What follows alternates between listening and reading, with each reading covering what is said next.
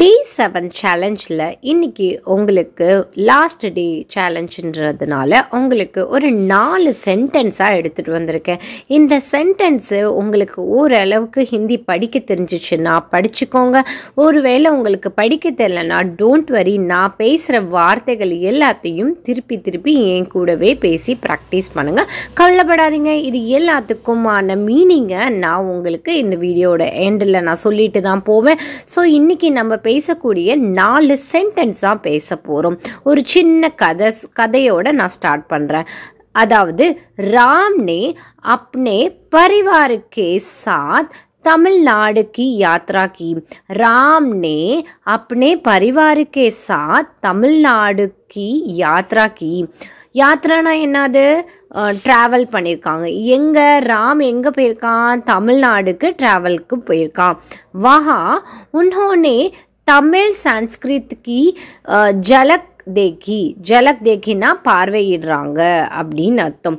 ராம்னே தமிழ் பாஷா சிக்னே கா பைஸ்லா கியா. அப்படின்னா என்னது? ராம் வந்து தமிழ் கற்றுக்கணும்னு நினச்சான். அப் வக் தமிழ் மே பாத் கர் சக்தே ஹே. அப்படின்னா என்னது? அவனால் தமிழ் பேச முடியும். அவன் கற்றுக்கிட்டதுனால தான் தமிழ் பேச முடியும். திரும்பி இந்த சென்டென்ஸை ரீட் பண்ணி காட்டுறேன்.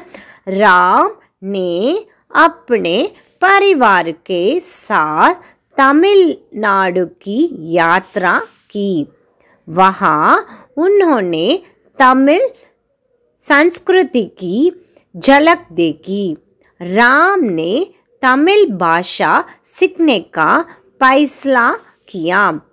अब वह तमिल में बात कर सकते हैं. राम ने अपने परिवारना एनादु फैमिली. राम ने अपने परिवार के साथ तमिलनाडु की यात्रा की. वहाँ उन्होंने तमिल संस्कृत की झलक देखी. राम ने तमिल भाषा सीखने का फैसला किया. अब वह तमिल में बात कर सकते हैं. अब तमिल में बात कर सकती है. இந்த சென்டென்ஸை எல்லாத்தையும் உங்களுக்கு 7th டே சேலஞ்சில் கண்டிப்பாக டஃப்பாக இருக்கும். ஆனால் நான் இதை எடுத்துகிட்டு வந்திருக்கிறது காரணம் என்னென்னா, ஒரு நாளைக்கு 4 சென்டென்ஸ் நம்ம கொஞ்சமாவது சென்டென்ஸாக பேச ஸ்டார்ட் பண்ணும்போது ஈஸியாக இருக்கும். இப்போ நம்ம பார்த்த சென்டென்ஸில் வந்த வார்த்தைகளோட மீனிங் என்னன்னு பார்ப்போமா? ராம். ராம்னா என்னது? பெயர். ராம்ன்றது ஒரு பெயர். நம்ம அடுத்தது என்ன பார்த்தோம்? பரிவார். பரிவார்னா என்னது? குடும்பம். இன்னைக்கு இந்த சென்டென்ஸ்லேருந்து கற்றுக்கக்கூடிய வெக்காபுலரிஸ் என்னன்னு பார்த்தீங்கன்னா பரிவார். பரிவார்ன்றது என்ன வார்த்தை? குடும்பம், ஃபேமிலி அப்படின்னு அர்த்தம். தமிழ்நாடு. தமிழ்நாடுன்றது என்னது? அது ஒரு ஸ்டேட். யாத்ரா. யாத்ரான்றது ட்ராவல், பயணம். யாத்ரான்றது ட்ராவல், பயணம். தமிழ் சன்ஸ்கிருதி அப்படின்னா தமிழ் பண்பாடு. தமிழ் சன்ஸ்கிருதினா தமிழ் பண்பாடு. ஜலக்னா பார்வை. அவன் ராம் வந்து தமிழ்நாடோட பண்பாடை பார்வையிட்டான். பைஸ்லானா முடிவு. அவன் ஒரு முடிவெடுத்தான். என்ன முடிவெடுத்தான்? தமிழ் பாஷா சிக்னேக்கேலினா கற்றுக்கிறதுக்கு. தமிழ் பாஷானா என்னது? தமிழ் மொழி. நான் திரும்பி ரிப்பீட் பண்ணுறேன். ராம், அந்த சென்டென்ஸில் வந்தக்கூடிய ராம்ன்ற வார்த்தையை மட்டும் இன்னைக்கு கற்றுப்போம். ராம் பெயரில் என்ன கற்றுக்குறோம்? ராம். அடுத்தது பரிவார்னா குடும்பம். Tamil Nadu, it's a state. Yatra, பயணம். தமிழ் சன்ஸ்கிருதி, பண்பாடு. ஜலக்னா பார்வை.